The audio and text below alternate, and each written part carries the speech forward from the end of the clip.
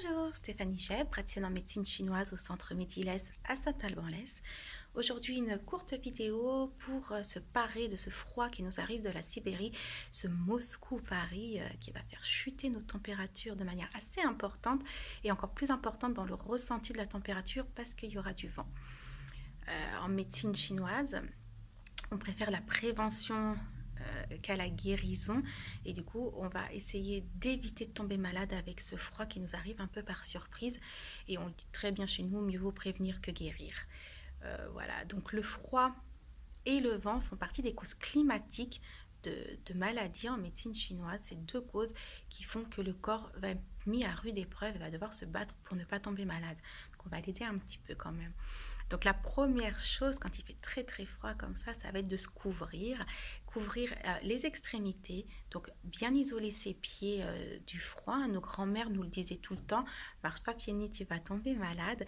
Et effectivement, on attrape le froid aussi par les pieds, donc des chaussures un petit peu hermétiques qui vont bien isoler du froid, notamment quand on marche sur le sol. On va couvrir aussi ses mains avec des gants et on va mettre aussi un bonnet.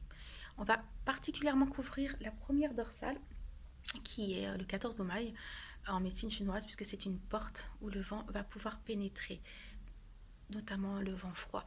Donc on va mettre une bonne écharpe qui va couvrir ici. On va faire attention qu'elle couvre aussi bien les bronches pour éviter que le froid effectivement pénètre directement l'organe et directement les bronches et les poumons. Donc ça va être une première étape. La deuxième étape, on va faire attention à l'intérieur de son corps. Donc on va faire attention à son alimentation et à ses boissons. On va éviter tout ce qui est froid. Donc en alimentation, ça va être les crudités. C'est pas le moment de manger des salades. C'est pas le moment, c'est de manger des produits laitiers.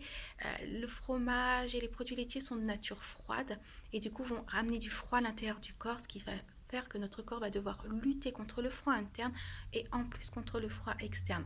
On va un petit peu le chouchouter et éviter qu'il ait trop de combats à mener pour prévenir notre santé.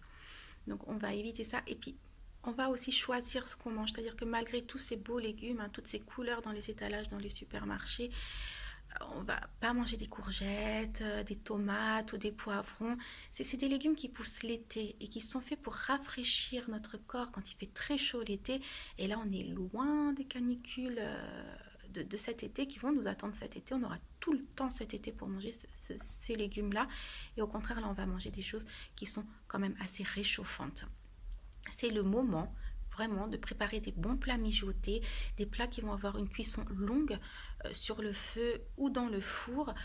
Ça peut être des potées, des pot-au-feu, des choses qui mettent longtemps à cuire, puisque en fait cette chaleur elle va s'accumuler dans votre plat et quand vous allez le manger, c'est une chaleur qui va pouvoir un petit peu se développer et se multiplier dans votre corps. Donc on va profiter de cette chaleur avec des légumes qui ne sont déjà pas froids et en plus qui seront cuits longtemps, donc on aura une double chaleur, on va pouvoir vraiment réchauffer l'intérieur de notre corps et lutter contre le froid. Et on va faire pareil avec les boissons. On va éviter l'eau du frigo, hein, c'est pas une bonne idée. Mais même l'eau du robinet, en fait, elle est quand même assez froide en ce moment. Du coup, on va préférer plutôt tout ce qui va être chaud, tiède. Donc des infusions, toujours pareil, on va éviter les choses rafraîchissantes comme la menthe. La menthe, les gens dans le désert boivent du thé à la menthe pour se rafraîchir, pour lutter contre la chaleur.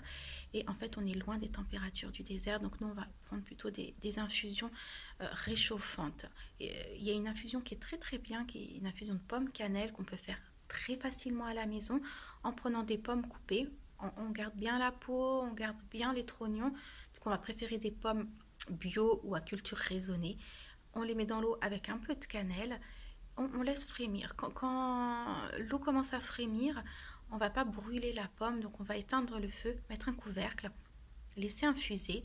Et une fois infusé, on va écraser les pommes pour retirer un petit peu toute leur substance, filtrer. Et là, on a une très bonne infusion pomme-cannelle qui va avoir deux avantages. Le premier, c'est de nous réchauffer et le second, ça va vraiment être de chasser le froid interne.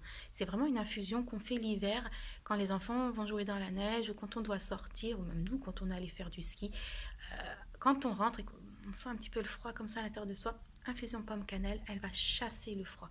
Et ce qui va vous permettre de ne pas laisser ce froid s'installer, se développer et vous causer des maladies, mais vraiment le chasser directement pour éviter de tomber malade. La dernière chose qu'on peut faire aussi pour lutter contre ce froid, ben, ça va être de moins sortir. C'est pas le moment de faire des grandes randonnées, surtout auprès d'endroits froids et humides comme les lacs ou les rivières. On va rester à la maison, faire un peu la marmotte, manger notre pot-au-feu avec notre infusion. Et moins sortir après, c'est des moments où on peut profiter pour passer du temps en famille, déjà se réchauffer entre nous, réchauffer nos cœurs et profiter de ces temps en famille. Manière d'une marmotte, on reste à la maison, on coucoune un petit peu. Voilà, et puis toutes les activités de printemps, elles vont pas tarder à arriver, donc on peut patienter une semaine encore et puis se protéger du froid. Voilà, vous pouvez toujours poser vos questions en commentaire, n'hésitez pas. Et moi, je vous dis à très bientôt.